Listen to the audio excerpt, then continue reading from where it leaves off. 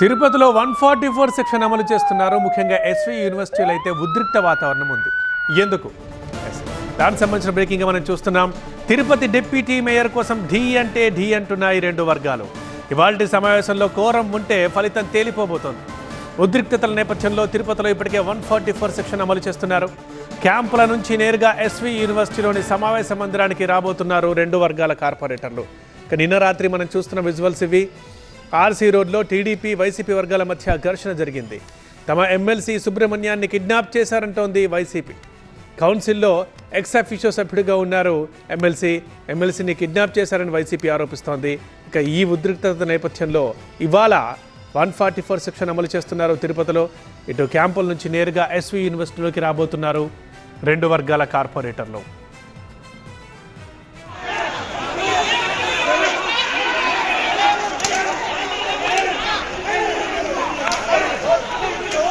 Senior reporter రాజు లైవ్లో అందుబాటులో ఉన్నారు తిరుపతి నుంచి మరింత సమాచారం అందించడానికి. రాజు, నిన్న రాత్రి జరిగిన ఘటన చూసాం. సో ఇవాళ ఎలా ఉంది? సో ఫలితం ఇవాళ క్లియర్గా వచ్చేస్తుందా? పరిస్థితి ఎలా ఉంది అక్కడ? అంటే ఖచ్చితంగా రెండో రోజు అయితే ఎన్నికకు సంబంధించిన సస్పెన్షన్ వీడే అవకాశం ఉంది. ఖచ్చితంగా ఎన్నిక జరుగుతుంది. ఆ అభ్యర్థి ఎవరు గెలుస్తారు అనేది మరి కాసేపట్లో తెలిసే అవకాశం అయితే ఉంది. ఇప్పటికే టీడీపీకి సంబంధించిన ఒకే ఒక్క కార్పొరేటర్ ఆర్సీ మునికృష్ణకు వైసీపీ నుంచి పూర్తిగా మద్దతు లభిస్తున్న నేపథ్యంలో మరి కాసేపట్లోనే తమిళనాడులోని పల్లిపట్లో ఉన్నటువంటి కార్పొరేటర్లు వైసీపీ కార్పొరేటర్లతో కూడా ఇక్కడ చేరిపోతారు. మరోవైపు టీడీపీ కూటమి అభ్యర్థిని వ్యతిరేకిస్తూ ఉన్నటువంటి వైసీపీకి సంబంధించినటువంటి కార్పొరేటర్ లడ్డు భాస్కర్ను బలపరిచే వైసీపీ కార్పొరేటర్ కూడా మరి కాసేపట్లో ఇక్కడికి వచ్చే అవకాశం అయితే ఉంది.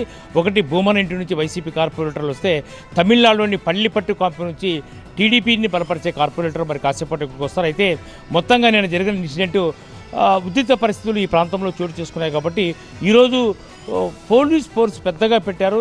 ఎస్పీ కొద్దిసేపటి క్రితమే పూర్తిగా ఈ ప్రాంతాన్ని అంతా కూడా పరిశీలించారు. ఎవరు కూడా అనుమతి లేనిదే రావద్దు అన్నారు. ఎందుకంటే 144 సెక్షన్ అమలవుతుంది కాబట్టి పూర్తిగా పోలీస్ బందోబస్తు కొనసాగుతున్న పరిస్థితి కనిపిస్తుంది.